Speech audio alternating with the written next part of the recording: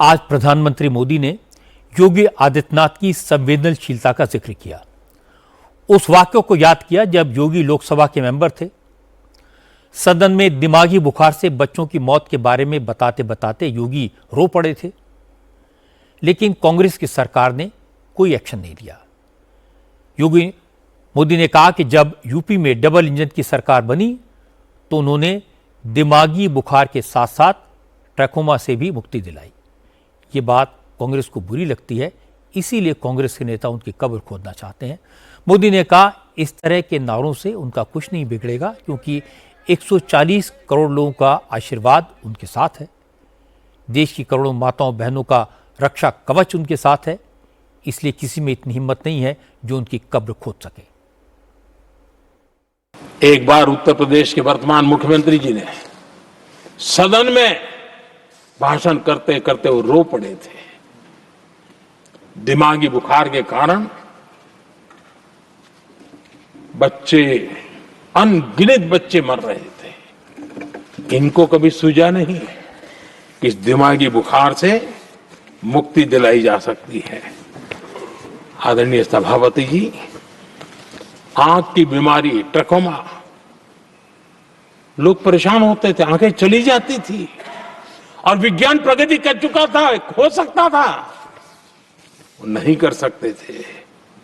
हमने दिमागी बुखार से भी मुक्ति दिलाई और हमने ट्रकोमा से भी देश के लोगों की आंखें बचाई। यही सफलताएं हैं, यही संवेदनशीलता है। समाज के लिए जीने मरने का यही संकल्प है। पल पल, तिल तिल समाज के लिए बिताना, घिसना, झलना, वो उनको परेशान कर रहा है। तब जाकर के मोदी तेरी कब्र खुदेगी, ये मंत्र लेकर के चल रहे हैं, ये सपने देख करके चल रहे हैं और बातें लोकतंत्र की करते हैं। मोहब्बत की दुकान के साइन बोर्ड लगाते हैं। क्या सार्वजनिक जीवन में ऐसी नफरत होती है? नारे कितने ही लगा लो, कब्र तुम नहीं खोद पाओगे। ये देश की शक्ति, आशीर्वाद रूपी कवच, माताओं बहनों का मेरे प्रति जो भाव रहा है, जिस श्रद्धा भाव से मैंने माताओं बहनों की सेवा करने का काम किया है, जिनको कोई पूछता नहीं था उसको मोदी पूजाता है। यही करना है और ये आशीर्वाद ही है जो इनको चूबते हैं और इसलिए कब्र खोदना चाहते हैं। राष्ट्रपति के एड्रेस पर प्रधानमंत्री मोदी को लोकसभा में कल बोलना था, लेकिन कांग्रेस के हंगामे के कारण कार्रवाई स्थगित करनी पड़ी। मोदी लोकसभा में अपनी बात नहीं रख पाए। इसका जिक्र भी मोदी ने आज किया। प्रधानमंत्री ने कहा कि लोकसभा में जो कुछ भी हुआ वो बहुत दर्दनाक था।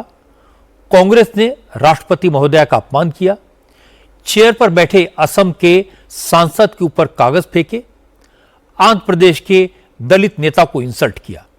जनता इन सब बातों को नहीं भूलेगी।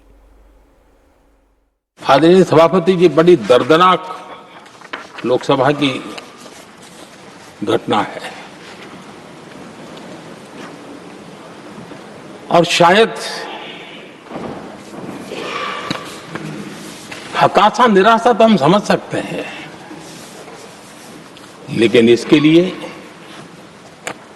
देश के पवित्र लोकतंत्र के मंदिर को ही इस रूप में कर देना, और उस समय चेयर पर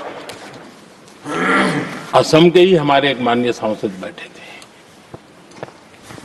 और उस समय कागज फेंके गए, टेबल पर चढ़ दिया गया। क्या ये नॉर्थ ईस्ट का अपमान नहीं है? क्या असम के नागरिकों का अपमान नहीं है? कल फिर दोबारा किया उन्होंने और उस समय आंध्र के दलित परिवार का बेटा चेयर पर बैठा था, उसने उसको भी अपमानित किया। यानी आपने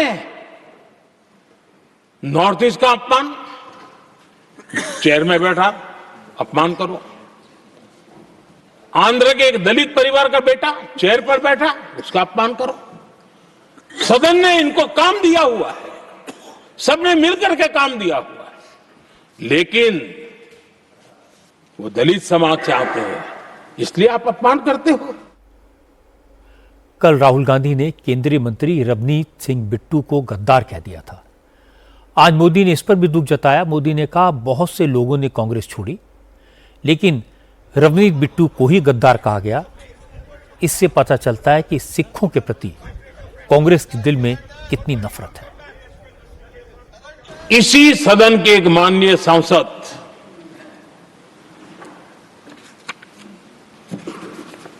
कांग्रेस के शातिर दिमाग जिनका है, ऐसे एक युवराज ने उनको गद्दार कह दिया।